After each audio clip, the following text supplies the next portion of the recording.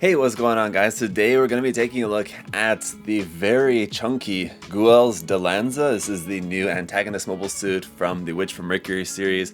Very cool. It's got a very awesome weapon and a feather on its head. Quite unique. Let's go ahead and check it out for today's review.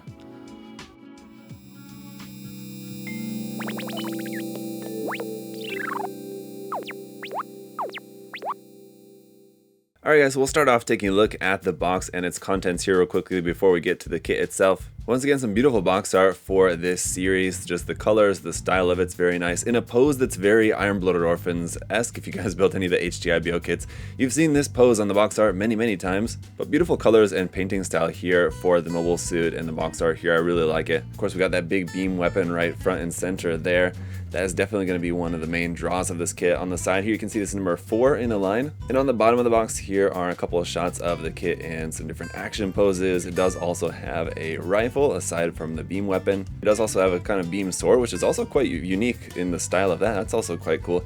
And of course, the plumage on the head. Here's how it's going to look unpainted, just straight out of the box, but we'll see that here in a moment once I got this all built up. But on the other side, there is a look at the kit front and back. That's the painted version there. It's got these big long spikes at the backpack as well. It's quite a unique feature of this. There's the pilot. This is of course the Guel's custom version of the Dilanza here. And there's a bit about the Witch from Mercury story right there. All that info you have in Japanese and in English, which is nice. But let's go ahead and crack open the box. Right off the bat, there's those beam weapons. Right on the top of the beam effect parts, I guess I should say, right there. And let's go ahead and take a quick look here at the instruction manual. You got the same artwork right there on the front. Very nice. Down here, once again, a little bit about the mobile suit and the pilot. So you got some artwork there of him. All that information, once again, is in Japanese and in English. On the back side, line art of the mobile suit. Color guide is down the side there. And then we've got information about the different weapons and features of the mobile suit here and a couple of different more action poses. On the inside, we've got our parts list there in color.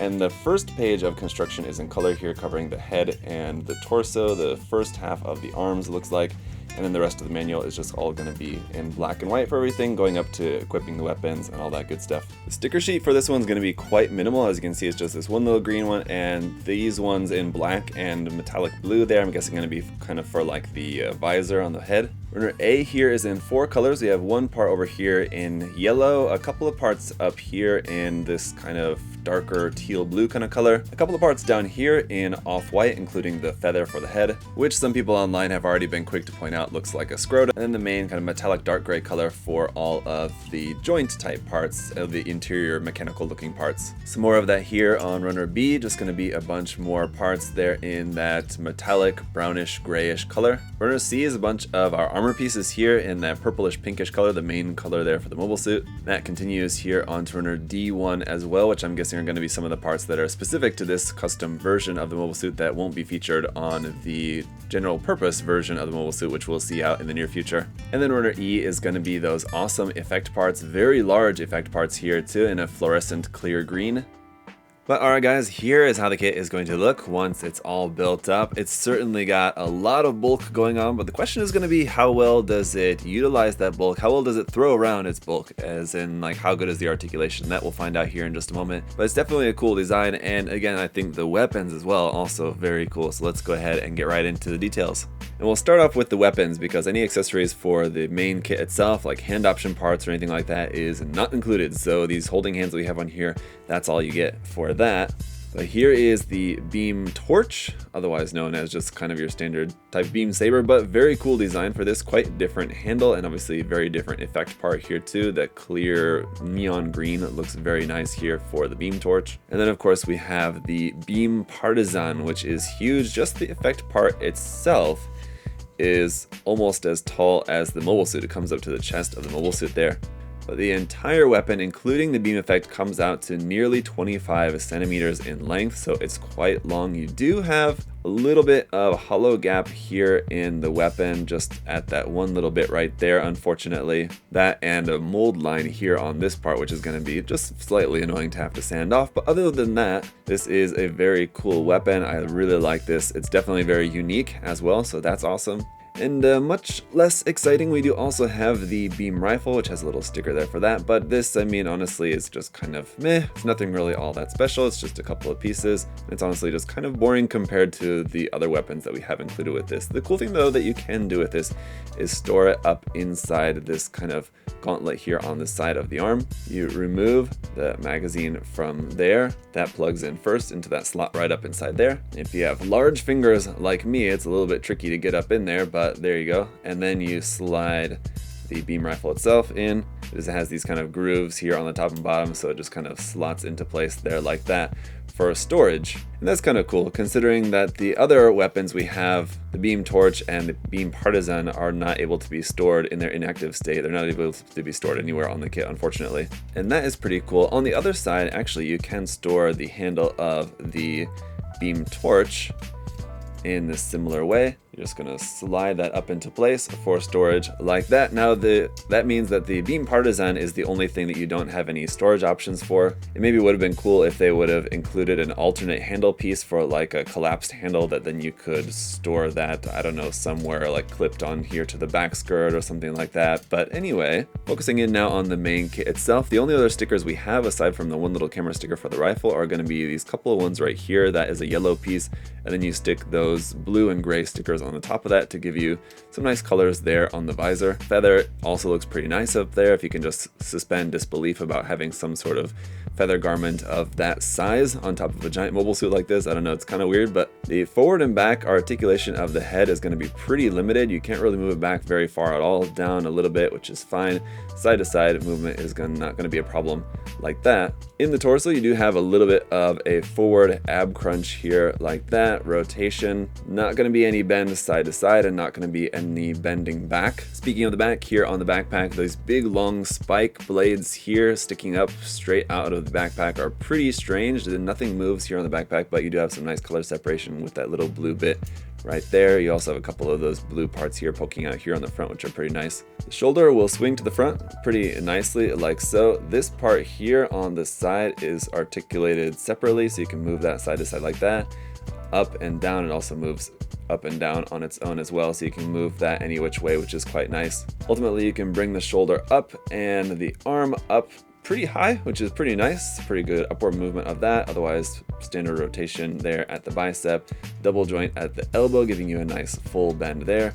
Wrist is just on a ball joint. Our front skirts are connected together. You can clip those apart for separate articulation if you prefer. It doesn't have any side skirts, and the back skirt is interesting. The whole thing will move up and down like that, and then it's separated into 3 sections. These side sections can move independently as well, but unfortunately underneath the whole back skirt we don't have full detail, and in the center section we do have that separate piece, but for these side sections they're just going to be looking kind of empty and hollow there.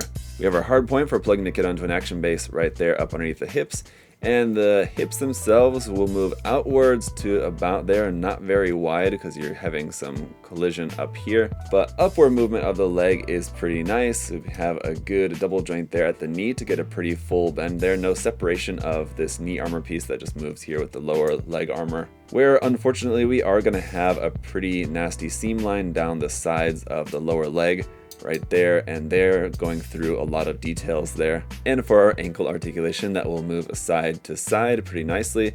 Forward, you have a little bit of a toe bend there, as you can see, but forward articulation is just going to be pretty minimal to there, back to there.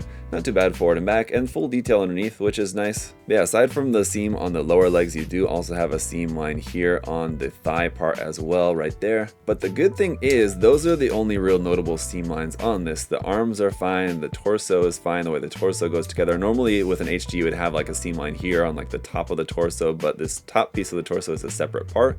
It's like 2 halves for the sides, and then you have a piece that goes over the top that covers that. So no seam line there, no seam line on the heads, no seam line on the shoulders. Those are common areas on HG kits. But yeah, like I said, it's just in the legs where they're pretty bad, I'll admit, but at least there's nothing else here in the top half. So overall with this, as you can see, the articulation, not too bad, and you should be able to pull off a pretty wide range of poses with this. Of course, it is quite bulky, so obviously you are going to be a little bit limited just by the bulk and just by the shape of the mobile suit. You're not going to be able to do anything like really super dynamic kung fu poses and stuff like that that you can do with a more like nimble Gundam design like we have with the Ariel or with the Lifrith, other different mobile suits that we've had out so far from the line. It's going to differ obviously just because of its size and shape, but still a pretty cool design, definitely very unique. I mean, it does remind me a lot of like something that would be out of Reconquista and G. I'm getting that vibe quite a bit from the series overall, just in terms of like the character and mobile suit designs and everything. It's not necessarily a bad thing, just something to point out, I guess. But overall, this is definitely a cool kit. We have just the standard grunt type version of it coming out, which I think, you know, between the two, this one definitely has a really awesome signature weapon, but there's definitely things to like about the standard version, but we'll see once that comes out and we can compare them. But so far, just to briefly talk about the line in general, so far I really like this line, and if you guys have not built any kits from the Witch from Mercury line, I can highly recommend it to you guys so far. They've been overall very simple kits as far as like HGs go. They're nothing, I mean, there's nothing like really too complicated about them, but they do what they need to do. They look how they need to look, all quite effectively. I think the only thing really too noteworthy that I find lacking about them is the lack of the effect parts with the Gundam types, but not to really get too deep into that in this review. I'll just say that this kit is really nice, can highly recommend it to you guys, so definitely check it out. If you are interested in this or any of the other HG kits in the line, or any other HG kits or anything else from Bandai in general, you guys can check the link to USA Gundam Store. The link, as always, will be down in the video description below. Thank you guys so much for checking out the review today. If you'd like to see more, of course, you can like the video, subscribe for more. Really appreciate all your guys' support. Until next time, hope you're all having a great day. I'll see you guys later. Bye-bye.